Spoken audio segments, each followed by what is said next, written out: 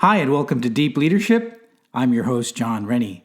Today on the podcast, my guest is Larry Williamson. Larry is a business leader, author, and consultant who has spent a lifetime working in organizations and helping build effective leaders and teams.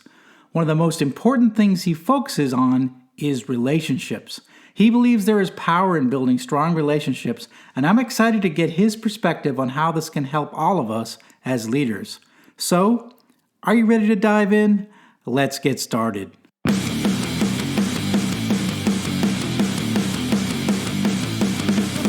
Welcome to Deep Leadership. Leadership is a people business. That's the philosophy of your podcast host, John Rennie. As a former Cold War submarine officer who spent 20 plus years leading businesses in corporate America before starting his own manufacturing business, he knows that leadership matters. Are you ready for some real-world actionable advice from John as well as his expert guests? I'm ready. The show starts right now. Welcome to the Deep Leadership Podcast. Today I'm joined by Larry Williamson. Larry is the founder of Anchored Value Coaching and Consulting, where he helps businesses, executives, and people find balance and improve relationships. He's also the author of Successful Relationships, sharing simple behaviors that bring results. Larry understands the importance of relationships when it comes to leading people, and I'm excited to get his unique perspective today. So Larry, welcome. John, thank you. It's a pleasure being here. So tell us about your background and how you got into the coaching and consulting business. Okay. And it was, as most things happen, sometimes it was really by accident.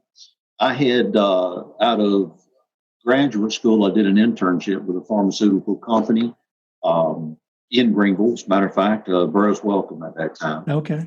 And during that time, I was hired right after I did a performance appraisal system as part of my internship. And while I was there, I had formed the first chapter of Quality Circles, which was an employee involvement program. So from the start, I've always been very interested in reactions of people and how we approach things and what we do. From there, I went over to Merck for about 5 years and was involved in opening the plant in Wilson and then also in Puerto Rico. And then I had the opportunity to go with a company out of Rocky Mount, North Carolina. And this was one of the most people-focused organizations I ever seen in my life. The philosophy of the founder was, and the saying that we always had was, we believe in people. And all of this really attracted me to the organization. While there, I was in human resources, and I was involved in a lot of different tasks and a lot of different programs. I had a tremendous amount of exposure.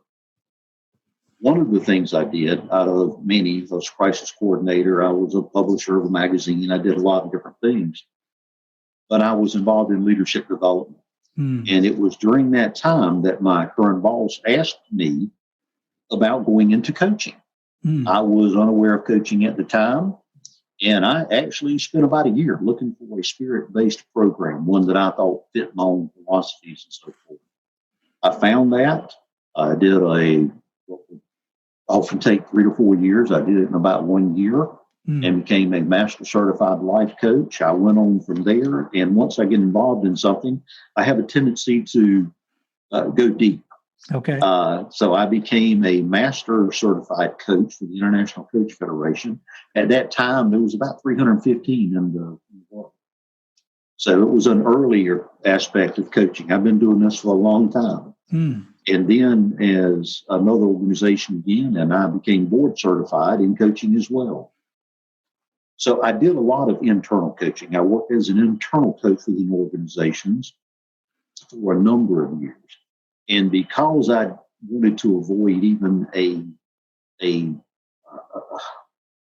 kind of vision of conflict of interest, I would not take on any clients in any state we operated. At one time, that would include 5 states.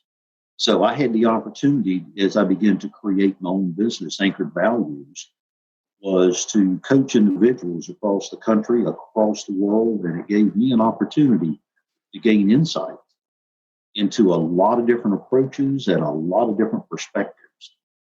So I kept notes.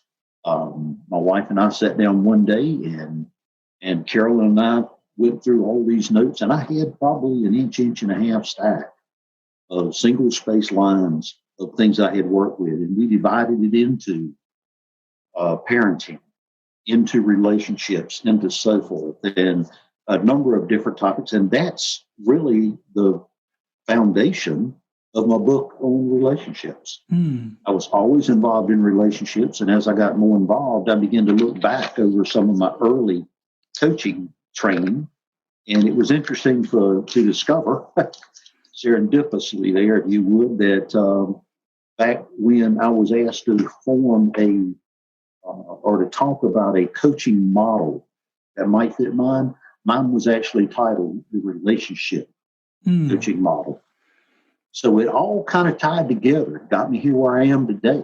Yeah, yeah. I hope that's not too much. No, it's great, because I think what you're saying is that, you came into, the world of business, in the case of, the pharmaceuticals, big business, right? And then, but you always saw the one thread in there, and it's about relationships and about, and that's how business gets done. And I think sometimes Absolutely. we forget that as leaders, right? So we think that business is all about our strategic plans and all about, our 5-year goals, all about our P&L statement, our balance sheet.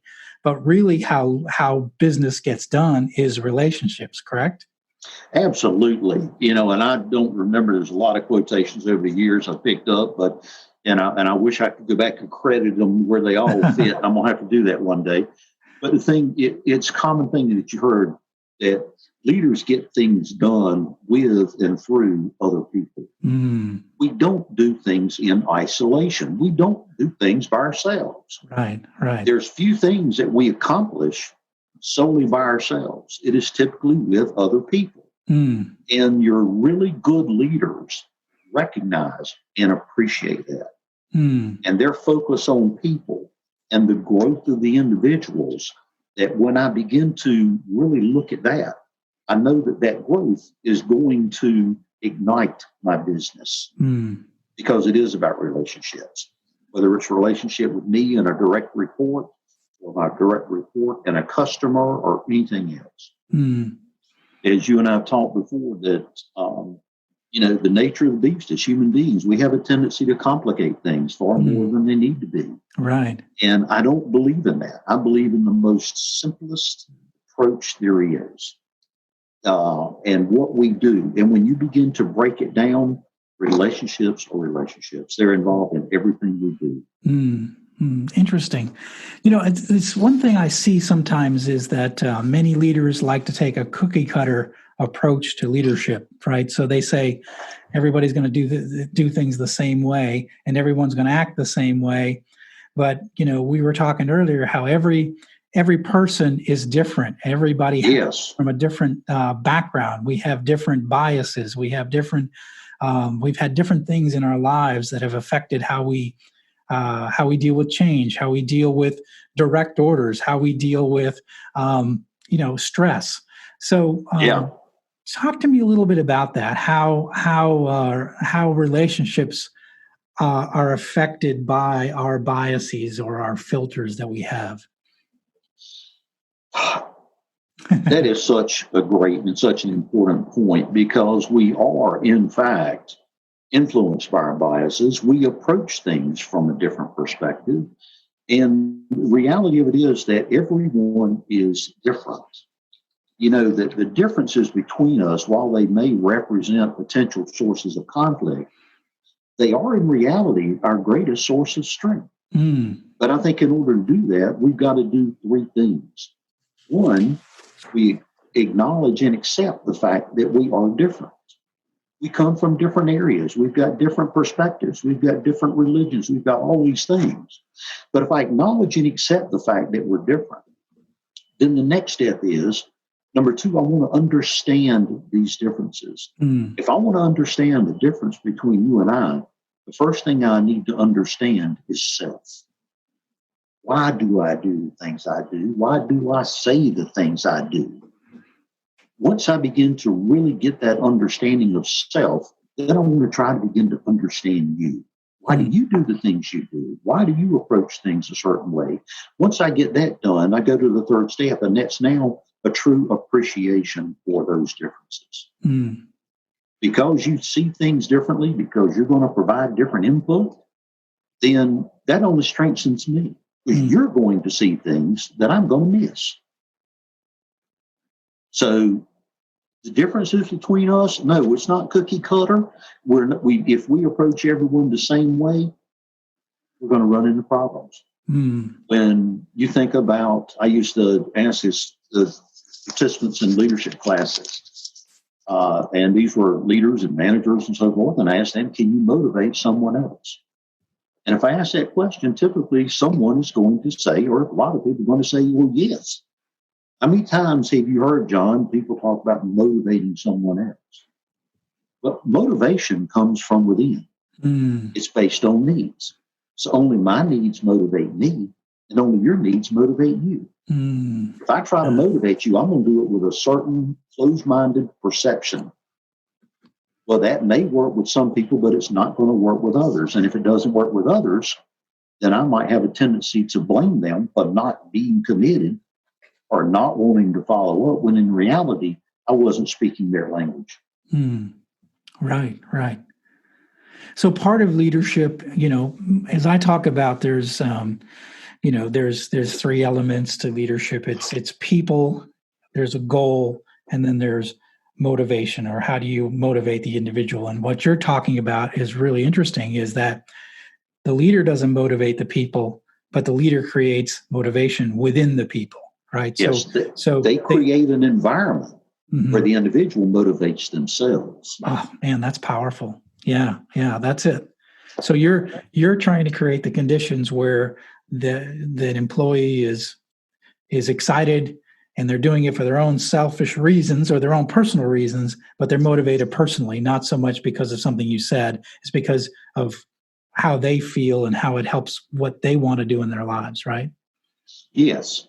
It is, when we think about, Warren Bennis had a quote, leadership is the capacity to translate vision into reality. Well, again, the individual, the top leader of an organization, may even get credited for doing that, but they didn't do that within themselves. Right. They're creating that vision. They're sharing that vision with people. They're helping to create that environment where that individual gets excited about it. And we all are committed to that same goal of accomplishing things. That's how an organization moves ahead. And it's easy to overlook that. Oh, that's great. You were talking about that, and I like what you're talking about in terms of that we all are different. Part of what we have to do is accept it and understand, right, that people are different. They come into things differently.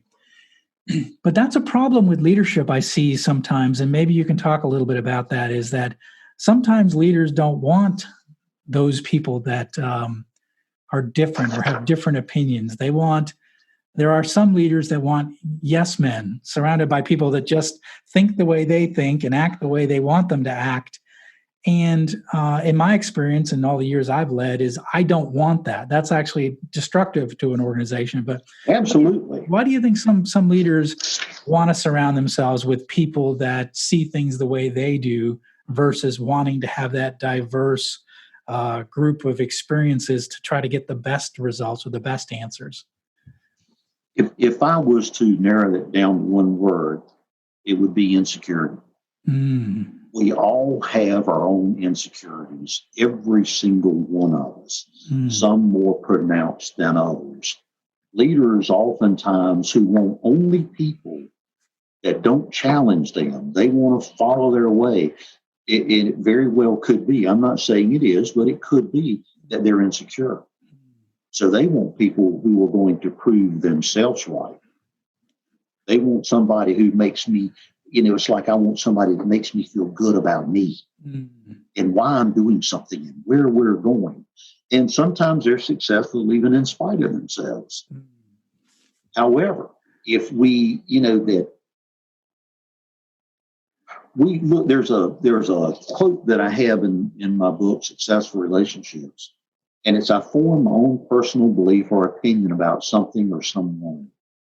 Once this opinion is formed, I look for things to prove myself right. The more I look for something, the more I'm going to see it. The more I see it, well, it just proves I was right all along. And we can see this throughout several examples today, that people will only voice an opinion of something they already believe in. And that's something these leaders do. They look for people who are going to prove them right. And someone who has to feel that they're right all the time is closed to growth. And they're closed to getting to that next level themselves. Wow, that's really powerful, really important. So let me go just to take a step back a little bit. Relationships. I love that this has been your focus. I want to talk about your book here in a second, but my early experience was on a submarine, right? I was an officer on a submarine, and we were in these tight confines of a boat for 80 days at a time, right? And you had no choice but to build relationships with the people that you worked for, that worked for you, and that you were your peers, right? Because you spent countless hours together in this very artificial environment, right? So for me, relationships have always been important from day one. And so when I came into the corporate world, it was natural for me to form relationships. So why do you think it's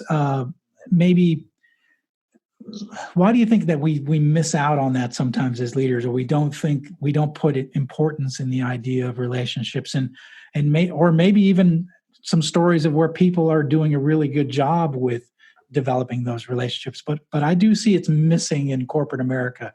Most leaders I work with only cared about the bottom line. They didn't necessarily care about the people that got the bottom line. You know, in business, and John, first and foremost, from one veteran to another, thank you for your service. Oh, and you as well. I appreciate that. And when we think about business and we think about relationships, what becomes important? Why does a company, privately held company, and the company I was with was privately held, they're in their, third, fourth generation now. Wow. And when you look at the statistics, an organization that goes from one generation to the next, and so forth, that lies within kind of what you're talking about. When we look at relationships, when we're looking at people, they always said that people join organizations, they leave people. When short-term versus long-term effectiveness and success. If I'm focused on some of the things that you're talking about, I may be able to do that for short periods of time. But those are organizations who are constantly going to be changing leaders. If you lose people, usually it's the best people that you lose first. And why do you lose people? Because they don't feel appreciated. They don't feel valued. They don't trust in the organization. There's a real movement right now, and I think it is an effect of some of the things that you're talking about. When I was an HR executive, we were very proud of the fact that our turnover rates were probably, 25% of what another company of the same type might be. Why? Because of the way we treated and valued people. When people don't feel valued, that's one of the impacts, is that they begin to leave the companies. Again, when I was growing up, you went out, you found a company, and if you found the right company, you pretty well stayed with that company through a period. Right. The average turnover right now for young people is about 2 years. Why? Because so many organizations don't value the people. Interesting. And they know that. So with our newer generations, and my son, who is also in HR, and he's the one to help me understand this, and he's going, well, but that's just not the way it is anymore. He said, if I find somebody that within 2 years, when when I was looking at resumes and applications, anybody less than 2 years, I didn't really care about looking at them any longer. Right. And that has become more of a normal. Mm-hmm. And I think that has to do with the treatment of people in the organizations. The people do not feel that organizations are committed to them, and therefore they are not committed to the organization. Mm-hmm. Yeah, and the statistics prove it out, right? 70% of employees are disengaged at work, and Right. and it's likely, and I argue that one of the causes of that is disengaged management. So leaders who are not engaged with their people create employees who are not engaged with their company or engaged with their leaders. So you have neither side is committed, right? I think that's what you're saying too. Is there isn't a commitment for the long term with the way bosses treat employees and the way employees look at their careers, right? They're looking to go to the next place that maybe might treat them with respect, right? Exactly. That a lot of the organizations like that, unfortunately, or not unfortunately, one point, but they do invest in profits. They do invest in growth and goals, but they've also got to invest in the development of their people. Hmm. And when you've got short-term success and boards, and they're only looking at short-term profits and some of those things, and again, not all organizations are like that. I want to state that. Right. Then that's going to be the result. When you look at those long-term impacts and those long-term results in companies that really grow, that's I think has a lot to do with the focus on the people. Yeah. So I like that what you talked about, the short-term focus versus a long-term focus. And I think we do have a lot, at least I saw it in corporate America, a lot of short-term managers. So they're brought in to give a quick turnaround. We need a quick turnaround. Yes, so you come in absolutely. And so they'll, they said this, my way, the highway, this is the way we're going to do it. If you don't like it, quit. And they fire good people leave, and they create turmoil and chaos. And then what I usually saw is that boss ends up getting fired because they can't get the results that way. So, they come in like a bull in the china shop, and it eventually, upper management lets them go because they've ruined what was probably a good culture, but you needed stronger leadership, not a short-term leader, you needed a long-term leader. So, yes. Yeah. I totally agree with that. I think that has happened too many times.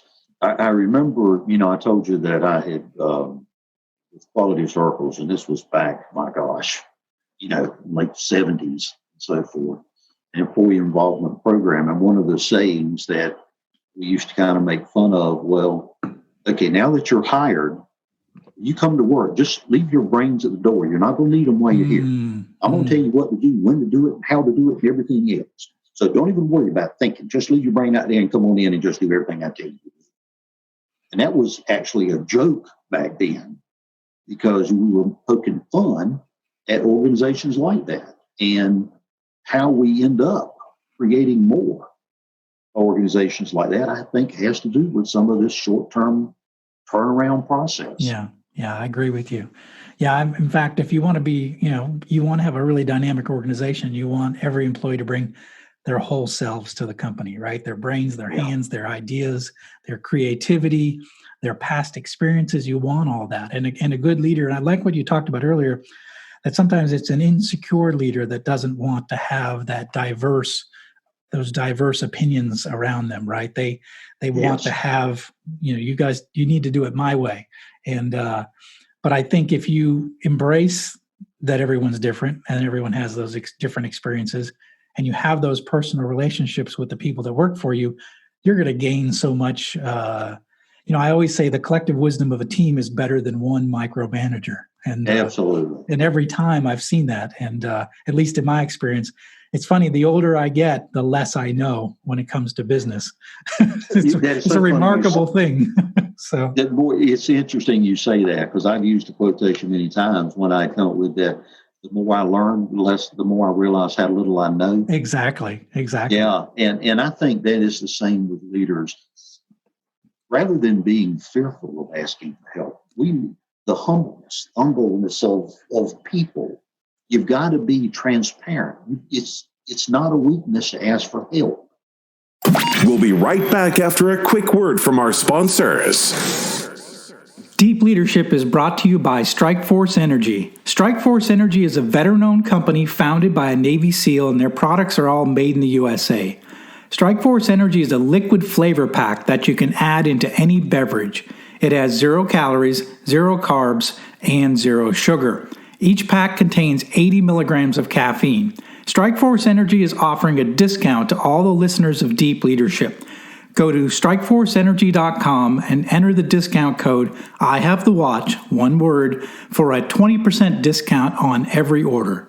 Deep Leadership is also brought to you by my Amazon best-selling book, I Have the Watch, Becoming a Leader Worth Following. This book is filled with 23 short stories on how you can become a more effective leader. It's super easy to read, and most people finish it in less than 2 hours. Go to ihavethewatch.com and click the large orange button for signed copies. Enter the discount code I Have the Watch, one word, at checkout for 20% off your order, and domestic shipping is always free.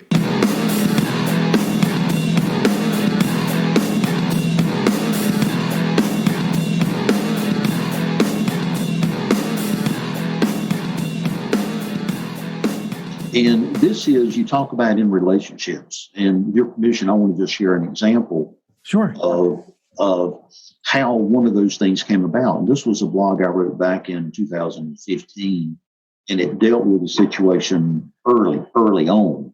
And it had to do with my son and daughter. And again, they're both grown now. But it was during a very stressful time in my life. I was going through some difficult opportunities there. And I knew that I was creating a lot of stress. When we think about our behaviors affect more than just us. It affects our teams. It affects our people. In this case, it was affecting the relationships with my children. And one day, I just remember sitting down at the top of the steps and having a discussion with my son and my daughter. And at that time, again, she was probably around 5 and he was about 9 years of age and in their 30s, getting upper 30s now. And as we sat there, I told them that I realized how I was acting. That's the transparent part. Okay, look, I'm messing up here. And it was not the way that I wanted to behave. So I needed to ask for their help in me making a change. And the way I would do this was this. Whenever you see me being abrupt, snapping in my communications, or behaving in a way that is upsetting, I want you to do me a favor. Get my attention, look me in the eye, and ask me this question. Daddy, are you behaving in a way that you're trying to set an example for me to follow?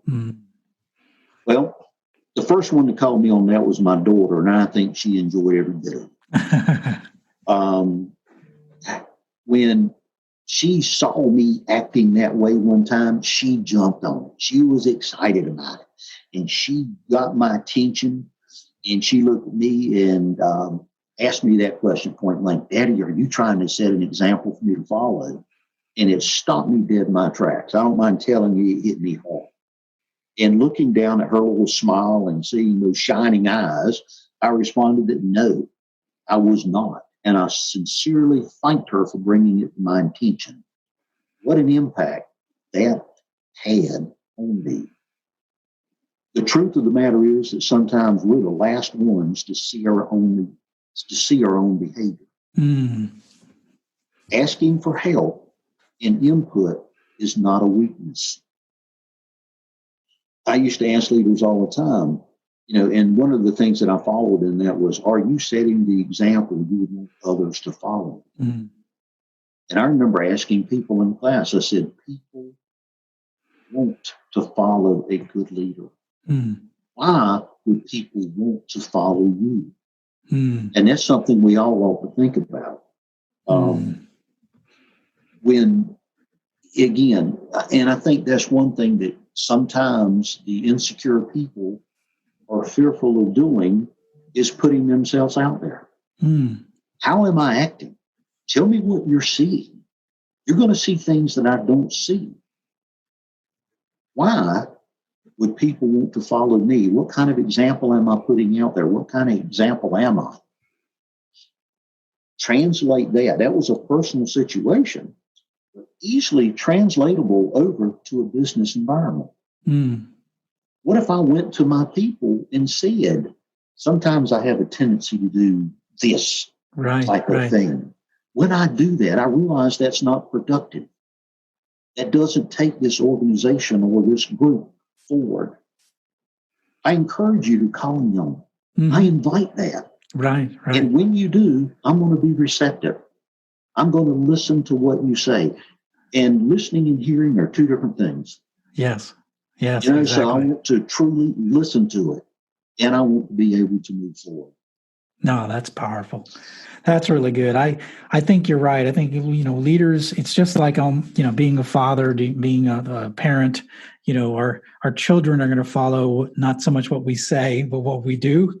And, yes. And are we setting the best example for our people by how we treat them and how we act in the organization? I always say, if you want people to be on time to meetings, you need to be on time to meetings. If you want people to wear their protective equipment, you need to wear your protective equipment. And what we do, how we behave, actually is reflected in our people and our teams. And they do what they're seeing, what they see their leaders doing. And I like what you said, that people want to follow a good leader. And then the question is, why would people follow you? It's a really good question. Yes. Absolutely. I used to tell people, one of the things, I was also a safety director of the corporation. Okay. But one of the many hats I wore, and I used to tell individuals all the time, personal protective equipment, if you want your people to do it, then you do not do this behavior without required personal protective equipment. Right. There's no such thing as, well, I'm the leader, I'm not going to get hurt. I know what I'm doing. Right. Those other excuses that we tell ourselves. You mentioned a while ago that being an officer on a submarine, being close to people is the same thing right now with this COVID-19 and us being sequestered in place. Then we're going to be with our children and with our spouses and so forth more than maybe we ever have. Right. And we're going to maybe see some things. And there was a statement that is in my book, and I really wanted to hear what you say think about within leadership and so forth. Being that close, I'm sure you saw a lot of behaviors. Oh, yeah. You saw some things that people that weren't close to them maybe never saw. Right. And we are always getting that input, but it doesn't mean I have to focus. Again, whatever I focus on expands. You look toward and become like that which we think about. All the things that I focus on is about looking within. I'm working on another book right now, and the title of that book is Life by Steps, Looking Within to Grow Beyond. And it's about looking in. People go to self-help books, or they go to some things, and they want to know why. Because, well, here's what I can do to impact this other person. I had a client tell me one time, he called me and he offered me a lot of money. He says, what I want you to do is I want to try to get my girlfriend to be so-and-so and do so-and-so. And can you help me do that? I said, pardon, I'm sorry. That's not what I do. I'm sure you can find somebody to help you, but it's not me. Because it's like I had a client one time look at me and say that he wanted to work on saving his marriage.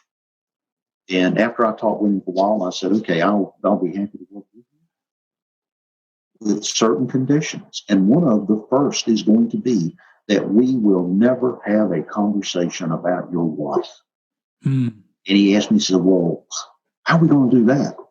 I said, because we're going to focus on only the words, behaviors, and actions that are in your control, and those are yours. I want you to work on yourself. Forget about anybody else. Work on yourself. Because you're always going to come out the other side better regardless. I said, I can't tell you I don't know what's happening when you're married, and I can't guarantee you're going to save your marriage. What I can tell you is that you'll be better because of all this. Turns out he did save his marriage and everything went well. But if you would, just listen, just because you are aware of or sensitive to what you perceive as flaws in the other person, this should never stop you from expressing your sincere appreciation for the things that you admire and appreciate. And and appreciate about them. Remember, what we focus on expands. So I'm sure you had the opportunity to see or witness many flaws in other people. Oh, yeah, yeah. But then you choose what you focus on. Right, right. Now, how would that work in the environment of a submarine? Well, that's the one thing that everyone had going for them, and I think a submarine is kind of unique, is that once you became qualified as a submariner, you wore your dolphins on, you had a pin as a dolphin. Okay. Said you're a qualified submariner. And so I think at that point, everyone had their flaws, right? But everybody knew that you were a submariner. So you had achieved a certain level of expertise. So I knew you had my back, right? When things went bad, I knew that you had dolphins on your chest, which meant you were going to back me up and we were going to back each other up. So even if we didn't agree with each other, even if we lost, got in an emotional, because it was a very high stress environment, we would have emotional discussions, if you will. But we always go back to this, is that you're a submariner and you have my back and I have your back. And so we're always reminded that, despite all the, we each are different. We came from all areas of the country and all different backgrounds, and all different fans of different sports teams, and so we had all these differences. But yet, that dolphin on the chest was meant that you were my brother. And now of course, sisters. There's women on submarines now. But back then, it was all men, and you were my brother, and I had your back, you had my back, and that was something that was kind of a unifying force that we had, which you don't necessarily see so much in corporate world too much. I always tell people that the enemy is outside the four walls. I try to remind them that the people that are trying to hurt us are the competitors, or whatever, but it's not inside. It's not engineering. It's not QA. It's we're on the same team, and try to remind each other that we're all, we don't have dolphins on our chest, but we're all, we have the Peak Demand logo, my company, on our chest, right? So, yes, I really appreciate that, and I like that, and you brought to mind an example I had early in my career when I was working with an organization, and they had different divisions. It was interesting how there's a lot of people who are very competitive by nature, right, and they want to compete. And as I begin to look at this, one division was competing against the other. And I remember one time there was a district manager, and I had noticed something, and I shared it with him, and I thought this is going to be really good to spread out. And he mentioned it during the meeting, and I happened to be there. And I was so embarrassed, I felt so bad for him, because as soon as he brought it up, the vice president of that region said, I don't want to hear what anybody else is doing. Mm. Don't you share what we're doing with anybody else. Mm. And I'm thinking, oh my gosh, they had pitted each division against the other. And it's like they were competing inside. Right. Well, there were different talents. And different vice presidents going to have different skills and talents. Right. Why not take the best of what you've got, share it with all the others, because your competitors, as you said, they're not within the walls here. Right. That's the outside. Exactly. Yeah. And it's amazing how that got turned inward. Yeah. Tower management. Here's my little tower, and here's yours over here, and they're different little towers. Well, no, they're not. Right. We're all part of the same organization. Exactly. Yeah. Well, tell us a little bit about your book, why you wrote it, and how people can find it. Okay. The first book, Successful Relationships, Sharing Simple Behaviors That Bring Results. Again, I looked at all my notes, and again, everything that I saw was so daggone complicated. I remember in graduate school, if you wrote a book, it's supposed to have all these little footnotes and all these other things. And I did not want that. I wanted a straightforward book, something that somebody could pick up. And relationships was the perfect way to get started. Mm-hmm. So Successful Relationships is, even though there's a huge focus there on between people have interpreted it as just couples, the principles apply across the board.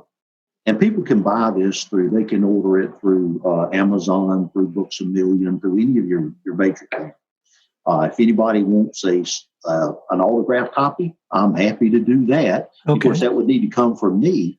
And my email address is L. Williamson. If you could put this maybe up in the blog or something. Yeah, I'll put this all in the show notes. Yep. Okay. L. Williamson at anchoredvalues.com. Okay. Some of the blogs I've got are at www.anchoredvalues.com. It is, again, from the premise that we have a tendency to complicate things far more than they need to be. And relationships are far less complicated than we've ever been told. They're a lot easier than we really think they are if we learn what we can focus on and how we can impact those relationships in a proper way. That is going to come from you, not from your partner. That's so great. Look at it within yourself. I'm working on another book right now, Life by Steps, Looking Within to Grow Beyond. And it's going to be a lot of the similar things, but from a much broader perspective. That's fantastic. And that is, how do you grow? And again, leadership in the mirror is a concept that I used to talk about all the time. And I used to ask people, I said, if you want to really see what's holding you back, if you want to really determine what's happening to you, I can tell you where to go. To the bathroom. And why? Most bathrooms have mirrors. Go and take a good look at yourself. You're the one holding yourself back. Yeah. Limits, for the most part, are self-imposed. When we can learn about ourselves and quit focusing so much on ourselves and focus on the others, there is no limit to what we can accomplish. That's really good. Really powerful. This has been really good insight, Larry. I really appreciate it. I think, I talk a lot about people and relationships in the work that I do, and I think you're taking it to another level, and I really appreciate that. So I am going to put links to your book, your website on the show notes. Everybody can take a look and get those resources. So I encourage everyone that's listening to take a look at Larry's website, this book.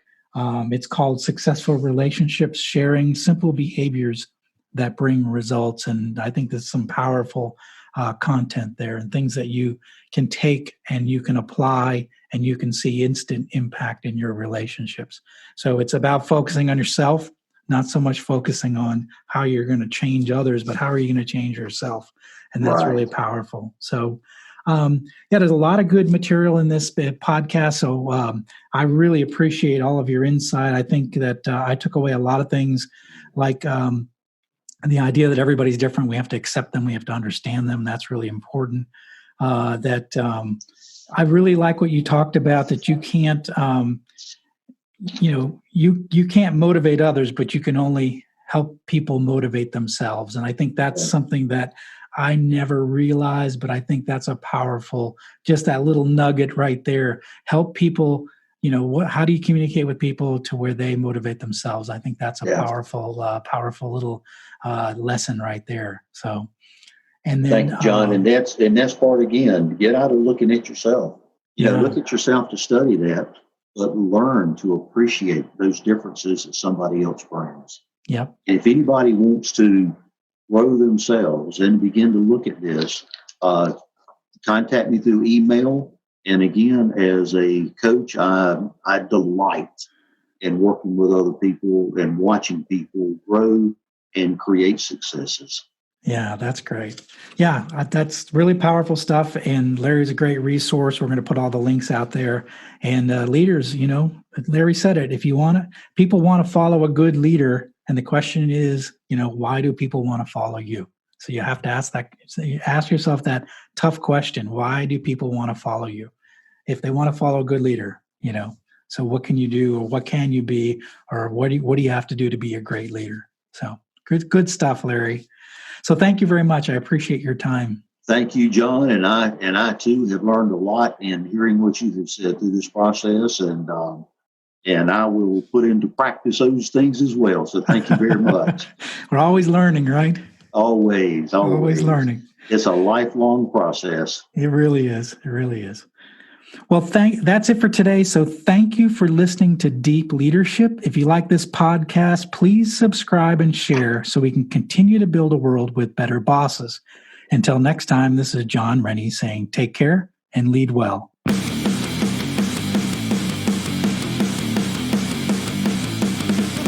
Thank you for listening to Deep Leadership. Thank you. Thank you. Thank you, thank you, thank you for all you do. We hope you enjoyed today's episode. For more information and updates, please visit our website at www.deepleadershippodcast.com or johnsrennie.com. Until next time, take care.